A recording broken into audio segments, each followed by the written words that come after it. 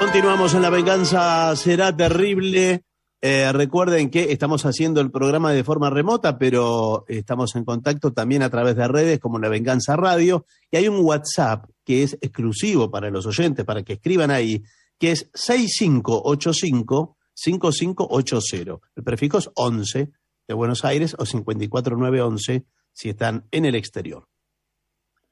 Hablaremos hoy de lamparitas. Muy bien. El padre Kircher, de quien hablamos tantas veces aquí, trabajó durante muchos años para conseguir una lámpara perpetua. El padre Kircher vivió en el siglo XVII. Pero según él mismo decía, todos los licores, cebos y ceras terminan consumiéndose. O sea, no podía dar con nutrientes eternos de luz. De todos modos, cuentan que Kircher consiguió mantener encendida una lámpara por 2 años. Oh, Después, sí, ya era bastante. muy bien. Después de Kircher, no hubo muchos que se atrevieron a trabajar en la perpetuación de la luz artificial y se conformaron con lo que había. La historia de la iluminación nocturna tiene las siguientes escalas: luna, cebos, aceites, combustibles, gas y electricidad. Vamos a saltar hasta los tiempos de la iluminación a gas. Recién, allá a comienzos del siglo XIX, empezó a experimentarse con el gas para perpetuar las lámparas. Las primeras aplicaciones fueron realizadas por un ingeniero francés llamado Le Bon y un médico escocés llamado William Murdoch. En 1801, Le Bon abrió las puertas de su casa en París para demostrar que a través del gas podía alumbrarse y que este alumbramiento podía conducirse de una habitación a otra gracias a tuberías. Sus experimentos llamaron la atención de unos pocos y no pudieron desarrollarse, mitad porque Le Bon fue asesinado en una calle oscura cercana a los Campos Elíseos. Bien. Murdoch tuvo mejor suerte.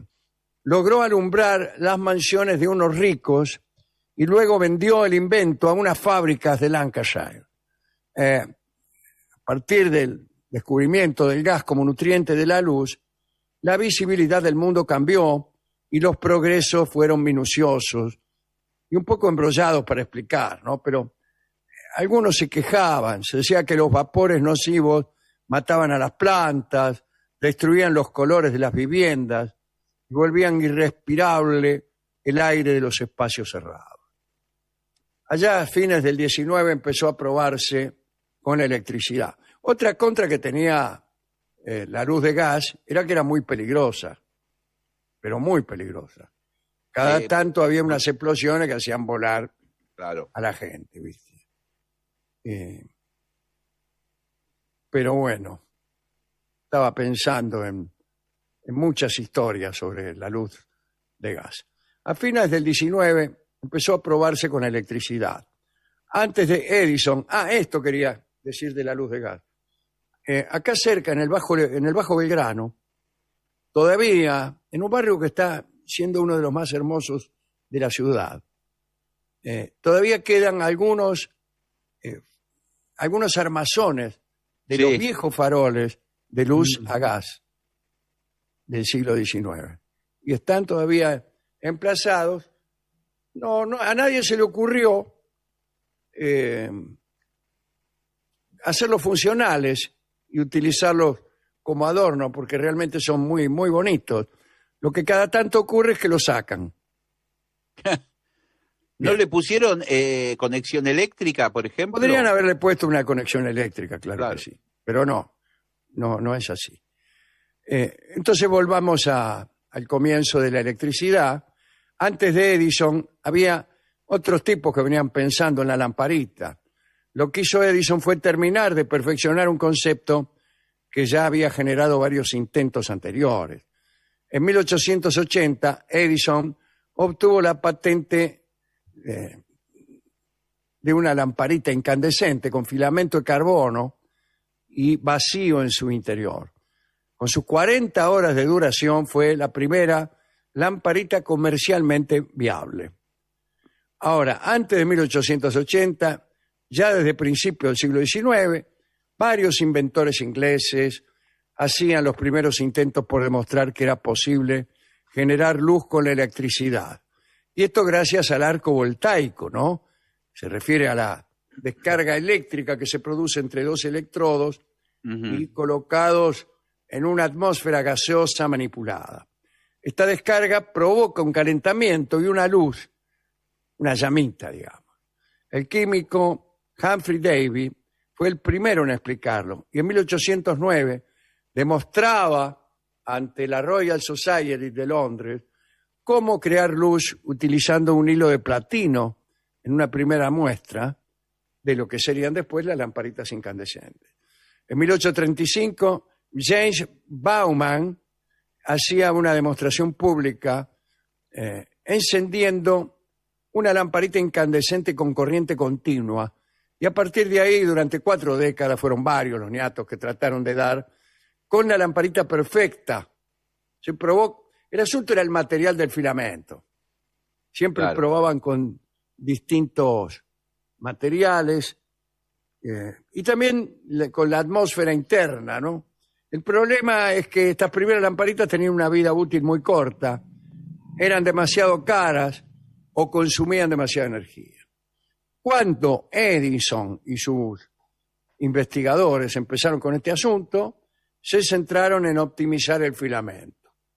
Después de muchos intentos, se consiguió un filamento que alcanzó incandescencia sin fundirse, que era lo que pasaba. Claro.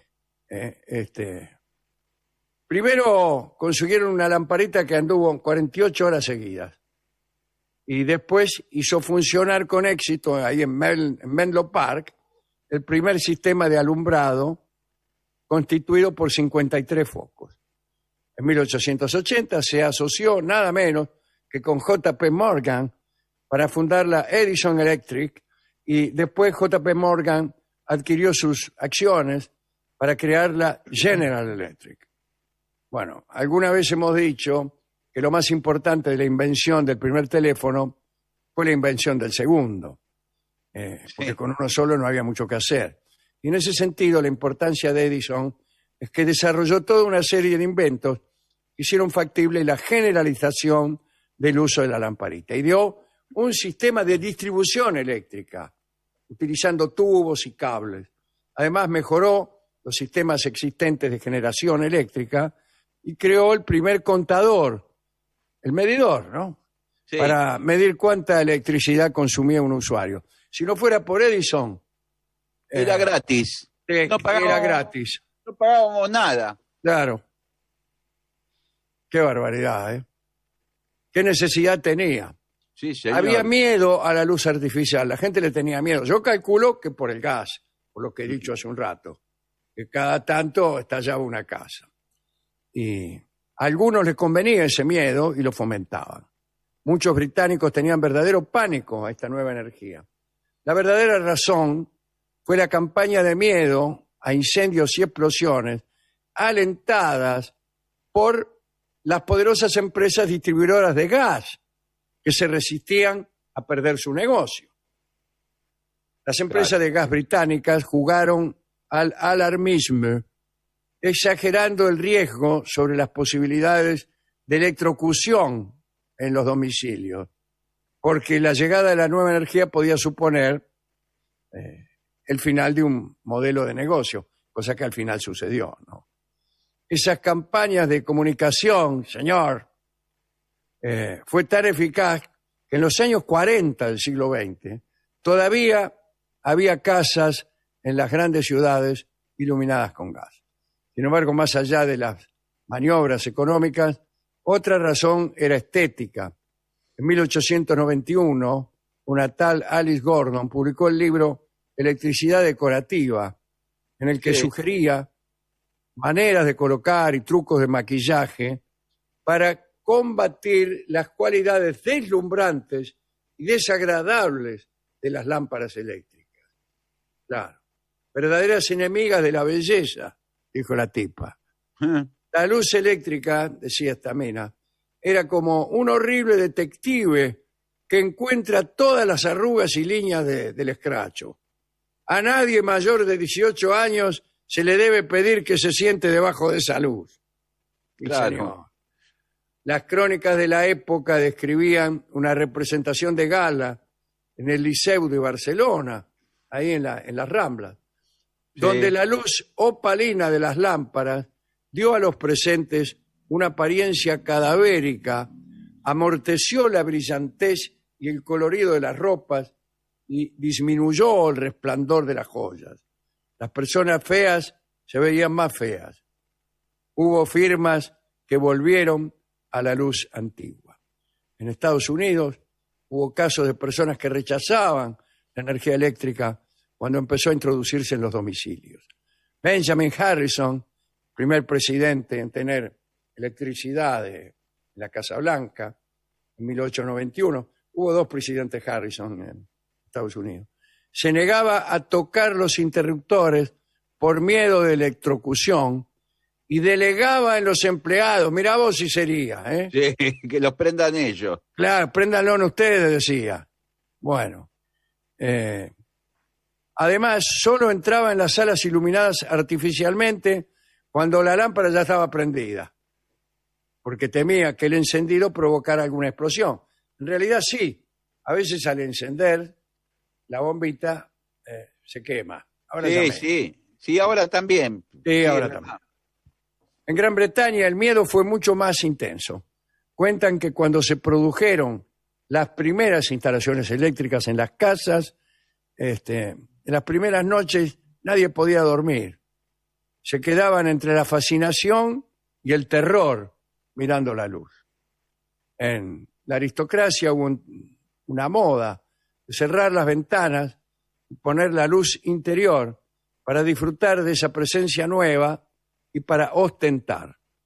Los vecinos se reunían en las veredas para observar el interior iluminado con electricidad de algunas viviendas. Para terminar, contemos que en el domicilio del señor Henry Holmes, que era un cuáquero y que fue el inventor del interruptor, se reunían personas para prender y apagar la luz como un simpatiquísimo entretenimiento aristocrático. Dice la crónica, se escuchaba un ¡oh! Cada vez que la luz se encendía, cosa que hacía sonreír con agradable soberbia al señor Holmes, es decir, al inventor del aparatito para prender y apagar la luz. A los niños les divierte mucho que uno prenda y apaga la luz. Sí, cuando son chiquitos. Después Cuando ya se son chiquitos, acostumbran. digamos hasta el año. Sí, sí. Después ya tienen que ser aristócratas para divertirse. Bueno, linda historia, esta muy simpática historia acerca de la luz eléctrica. Yo propongo utilizar una vez más un tango que escuchamos siempre con mucho agrado y que es La luz de un fósforo, en la versión inigualable de Horacio Molina.